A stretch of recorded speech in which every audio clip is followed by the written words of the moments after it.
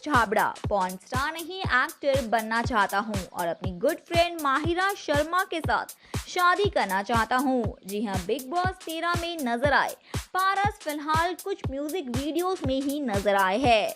11 जुलाई 1990 को पारस का जन्म दिल्ली में हुआ है। उन्होंने अपनी पढ़ाई दिल्ली के रेयान इंटरनेशनल स्कूल से की है। पारस की मां का नाम रूबी छाबड़ा और पिता का नाम विनय छाबड़ा है।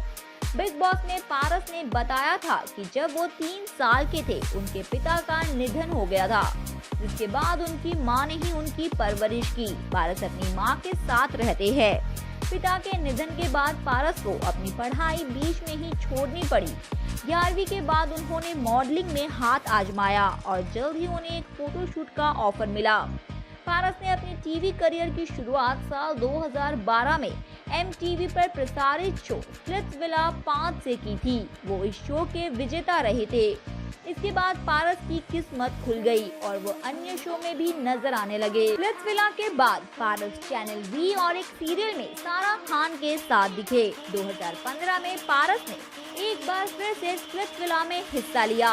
इस बार वो सीजन 8 में कंटेस्टेंट बनकर आए। पारस ने NTV पर बढ़ो बहू और स्टार प्लस पर सीरियल आरंभ किया। उनके मुख्य सीरियल में कलीरे, कर्ण संगिनी, विघ्नहर्ता गणेश और अधोरी है। विघ्नहर्ता गणेश में उन्हें रावण के किरदार में देखा गया। टीवी के अलावा पारस 2014 में आई Bollywood film M3 midsummer midnight Mumbai में नजर आ चुके हैं।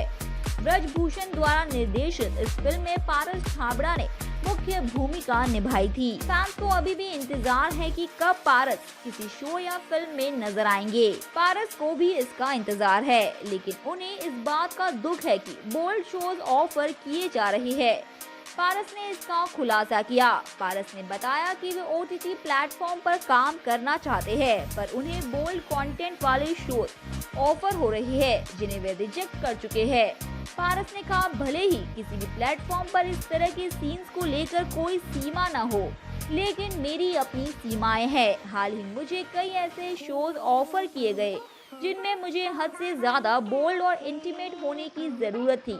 और मुझे लगता है कि ऐसे सीन्स की एक शो में बमुश्किल ही जरूरत होती है। स्टोरी लाइन और बोल्ड सीन्स के बीच कोई कनेक्शन नहीं होता।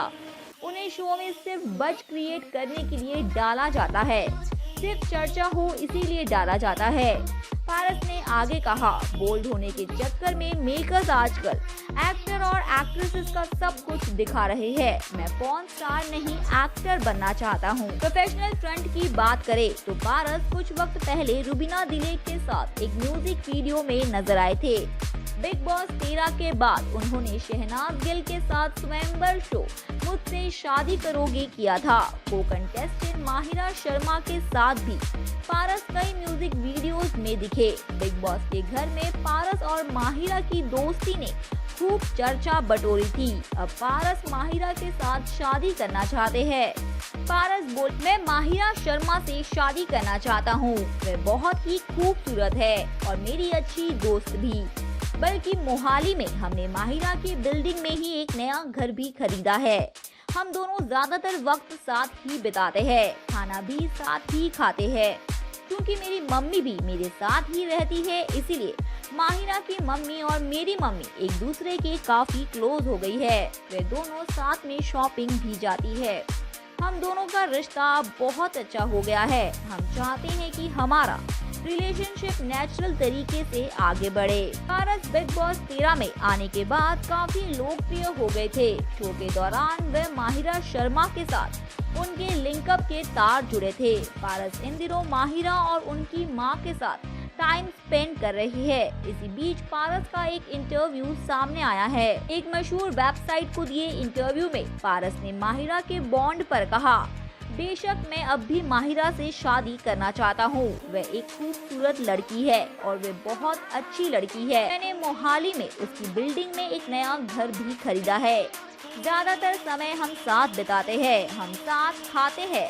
मेरी माँ भी मेरे साथ रह रही है, जबकि माहिरा और मेरी माँ भी एक दूसरे के करीब आ गए हैं। वे एक साथ शॉपिंग भी करते हैं। हम अभी तक गर्लफ्रेंड और बॉयफ्रेंड नहीं है।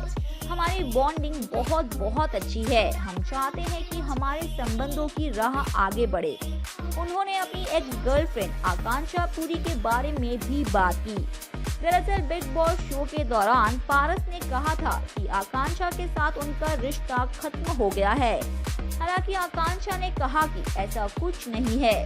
दरअसल उन्होंने पारस पर कई आरोप लगाए थे। आकांक्षा ने कहा था उन्होंने पारस पर काफी खर्चा किया है। इसी बीच अब पारस ने कहा ये दुखद है कि मुझे कभी भी कुछ भी स्पष्ट करने का मौका नहीं मिला।